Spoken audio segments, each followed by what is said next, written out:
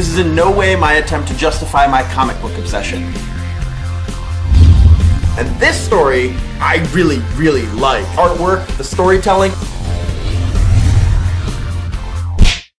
Hello, welcome to another episode of The Pull List. My name is Travis. Let's talk about Nailbiter. Nailbiter is a serial killer crime series by writer Joshua Williamson and artist Mike Henderson. The story follows NSA agent Nicholas Finch when he gets a phone call from his buddy Elliot Carroll saying that he solved the mystery of Buckaroo, Oregon. The mystery of why 16 of the most vile serial killers in history have all come from this weird little town. 16 serial killers from one town. But when Finch shows up in Buckaroo, he finds out that Carroll has gone missing, and to find him, he has to team up with Buckaroo's most infamous serial killer ever, Edward Nailbiter Warren. Warren would abduct people that had the bad habit of biting their fingernails, keep them captive until their nails grew back, and then bite their fingers down to the bone before killing them. Hence the name Nailbiter. Yeah, something like that. Right off the bat, first scene in the book.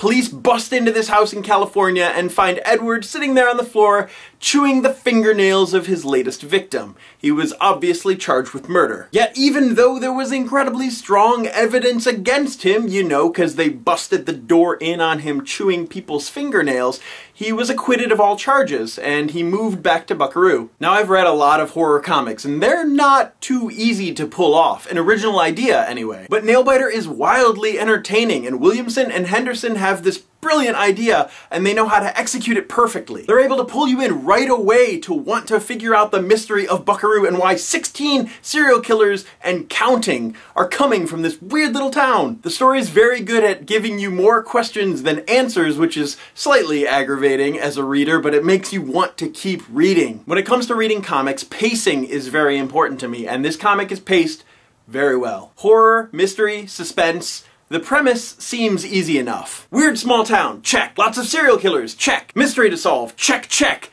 Done. That's it. Done. Guys, we're done. Let's call it a night. However, the way that Williamson describes his serial killers isn't so much about the evil that they've done, but the nature of evil itself. It's not about what a serial killer makes. It's about what makes a serial killer. I am loving this series. It's a solid mystery with interesting characters and gruesome villains. Highly recommend it. If you're a fan of the horror genre or serial killers, do yourself a favor and read this. The first trade collects issues 1 through 5. The second trade collects issues 6 through 10. And issue 14 comes out today. Rated M for violence and stuff. Obviously. Leave a comment down below with your favorite genre of comic, be it superhero, horror, sci-fi, manga, and if you don't read comics, why are you doing that to yourself? Go pick up a comic book. That's it for this episode of The Pull List. My name is Travis. Thank you for fueling my comic book obsession, and you will see me later.